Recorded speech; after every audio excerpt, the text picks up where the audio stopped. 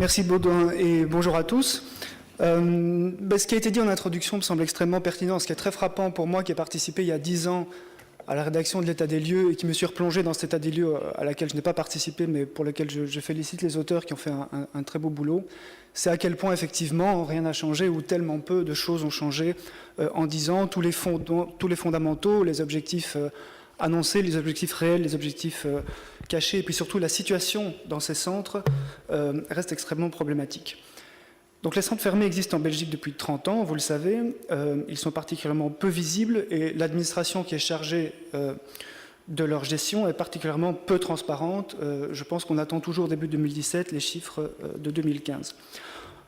Or, ces lieux concentrent évidemment à la fois une violence symbolique, une violence institutionnelle et une violence physique extrêmement importante, et il est donc d'autant plus important au regard de ce manque de transparence et ce peu de visibilité d'aller voir ce qui s'y passe, et c'est le boulot, c'est le travail que réalisent les différentes associations visiteuses de centres.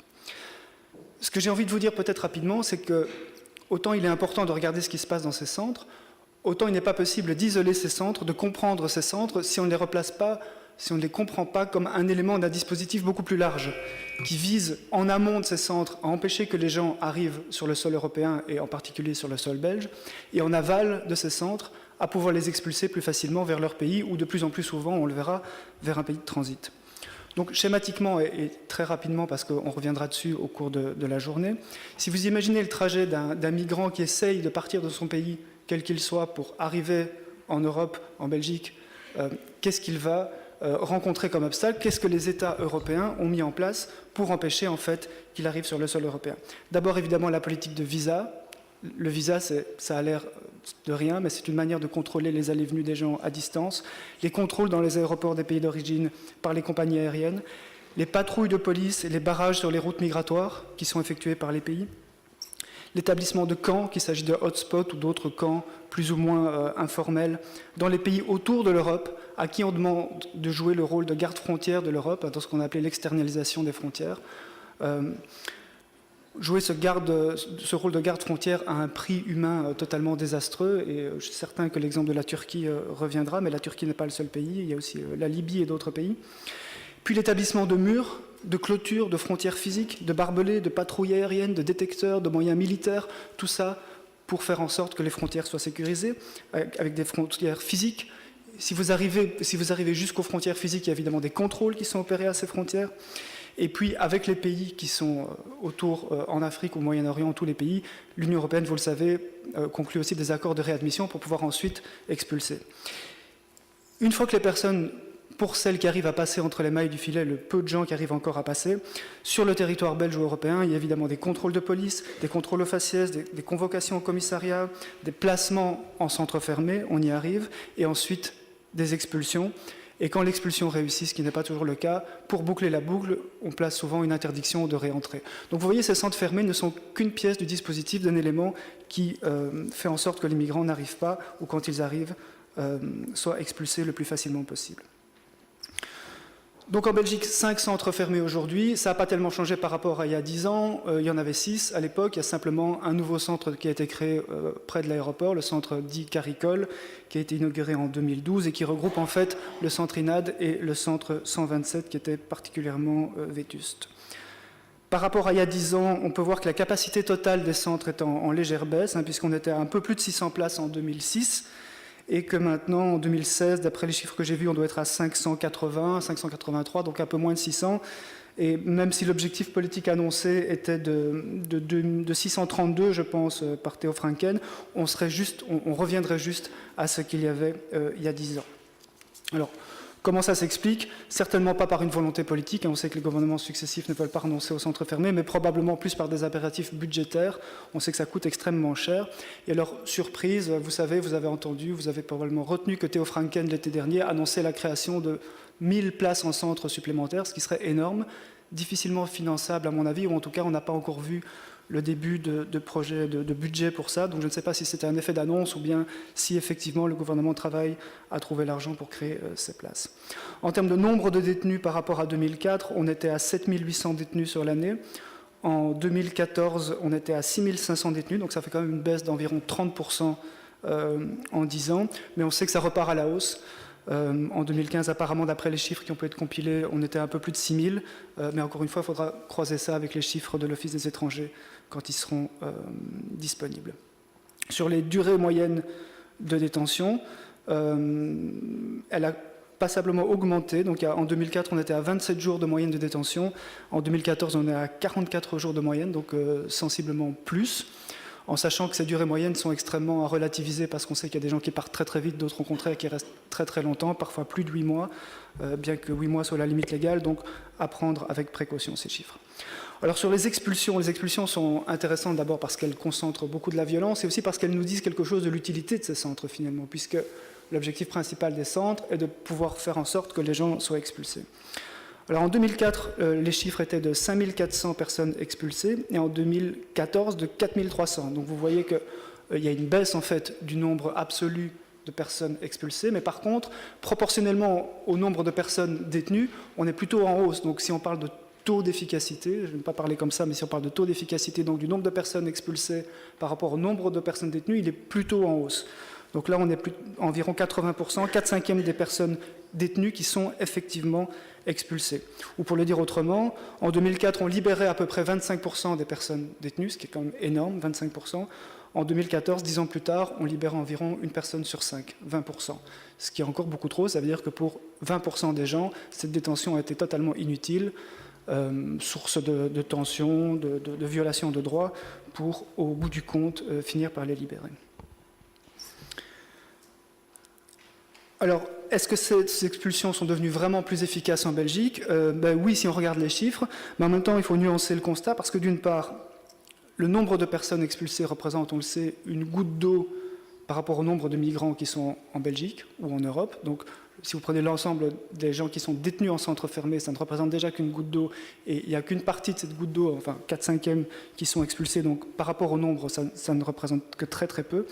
Et d'autre part, évidemment, le coût financier et humain, surtout humain, reste complètement gigantesque et totalement disproportionné par rapport à l'objectif. Mais ce qui nous faisait déjà dire il y a 10 ans, qui nous refait dire, mais on y reviendra, que l'objectif réel de ces centres est peut-être ailleurs.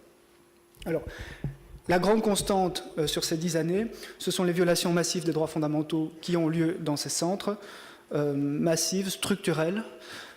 Évidemment, la privation de liberté que ça représente, puisqu'on le rappelle chaque fois, ce sont des gens qui n'ont pas commis, pour la plupart, d'autres délits que le simple fait de ne pas avoir de papier.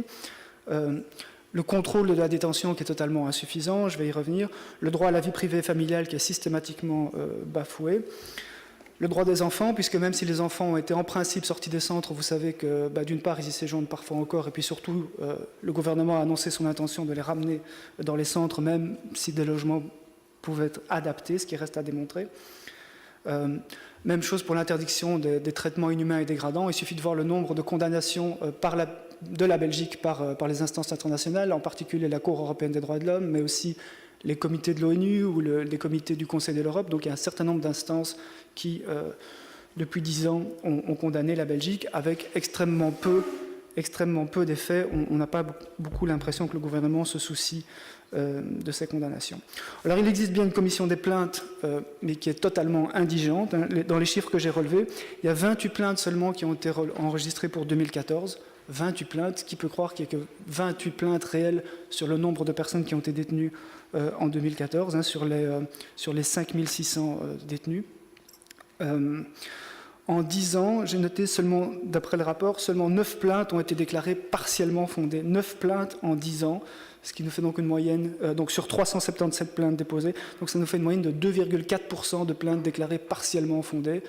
De nouveau, c'est totalement pas crédible, ce qui montre d'une part que cette commission fonctionne mal, qu'elle est difficile à saisir, qu'elle n'est pas véritablement indépendante, et donc il y a un vrai problème de contrôle structurel de la manière dont ces centres sont organisés. Et le contrôle judiciaire lui-même est compliqué, puisque vous savez non seulement qu'il y a beaucoup d'obstacles pour saisir les juridictions, il faut connaître ses droits, il faut avoir effectivement accès à un avocat, et puis aussi le contrôle de légalité. Le contrôle ne se fait qu'en légalité et pas en opportunité. C'est des choses qu'on dénonçait déjà il y a 10 ans et qui sont toujours le cas, outre le fait évidemment que ces recours ne sont pas suspensifs. Alors quand on regarde les recommandations qui sont publiées dans le rapport, De nouveau, la plupart, ça a été dit par Caroline et Charlotte, la plupart des recommandations étaient présentes il y a 10 ans. Ça a un peu changé. La recommandation essentielle pour la Ligue des droits de l'homme, comme pour les autres, je pense, c'est évidemment la suppression de ces centres fermés. C'est de se dire, il n'est pas possible, en fait, de maintenir cette politique de centres fermés et d'expulsion, tout en disant qu'on va mener une politique humaine et respectueuse des droits. C'est totalement incompatible. Il faut arrêter de penser que c'est possible. La seule manière, c'est de supprimer ces centres. Dans l'immédiat, il est évident qu'il faut sortir les personnes les plus vulnérables, les enfants, les femmes enceintes, les victimes de torture ou de viol, qui n'ont absolument pas leur place dans un univers carcéral. Il est urgent aussi d'instaurer un meilleur contrôle.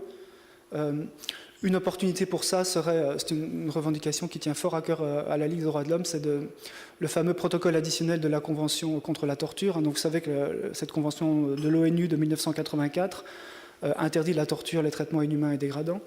Et en 2002 a été signé un protocole additionnel qui contraint les États à organiser des mécanismes de surveillance de ce qui se passe dans les lieux de privation de liberté. Donc la Belgique a signé ce protocole, ne l'a pas encore ratifié, ce qui l'obligerait à mettre en place un mécanisme de contrôle dans tous les lieux de privation de liberté, donc les prisons aussi, mais aussi évidemment les centres fermés. Et donc là, il y a un vrai enjeu, au-delà du travail réalisé, du beau travail réalisé par les associations, il y a un vrai enjeu de contrôle à réaliser.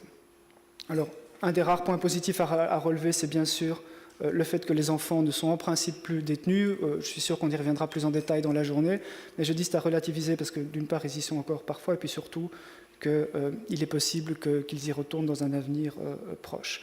Et de nouveau, là, on touche du doigt cette hypocrisie dont je parlais il y a un instant. Même dans un logement dit adapté, dans un centre fermé, il est évident que la place d'un enfant n'est pas dans un centre fermé, que ce logement soit adapté avec tous les guillemets du monde ou pas. Et ce qui vaut pour les enfants vaut également pour les adultes. Donc pour conclure ce très bref panorama, effectivement très peu de changements en 10 ans. Les questions qui se posent sont toujours les mêmes. Le bilan financier et humain des centres fermés reste extrêmement lourd. Même c'est probablement encore plus aggravé qu'il y a 10 ans parce qu'avec le mécanisme de restriction des regroupements familiaux et le déchirement des familles, le nombre de gens qui ont des liens familiaux avec la Belgique qui se retrouvent, parfois un enfant en Belgique qui se retrouve dans les centres fermés, c'est autant de familles qui sont séparées de manière durable, ça laisse des marques, des cicatrices. Et leur efficacité, encore une fois, de ces centres, même si l'efficacité par rapport au nombre de personnes détenues augmente en termes d'expulsion légèrement, leur efficacité reste extrêmement relative par rapport au nombre de migrants qui parviennent sur le territoire européen et sur le territoire belge. Et comme il est certain que ces centres n'ont pas le moindre début d'effet dissuasif sur quelques migrants que ce soit qui entament une trajectoire migratoire, on est contraint de constater que, de la même manière qu'il y a 10 ans, que le véritable objectif est ailleurs. Il n'est pas dans le fait de réellement renvoyer les migrants chez eux ou dans un pays de transit, il n'est pas dans le fait de dissuader des gens de venir ici, ce qui ne fonctionne évidemment pas du tout, mais plutôt d'adresser un message sécuritaire auprès de la population, et ce n'est pas pour rien que la confusion permanente est entretenue entre migrants, étrangers, délinquants, terroristes, parce que si vous, non seulement vous contribuez à présenter les migrants comme ça, puis que vous les placez dans des conditions carcérales, eh bien, simplement, ça se mord la queue. Vous confortez l'image que vous avez présentée d'eux.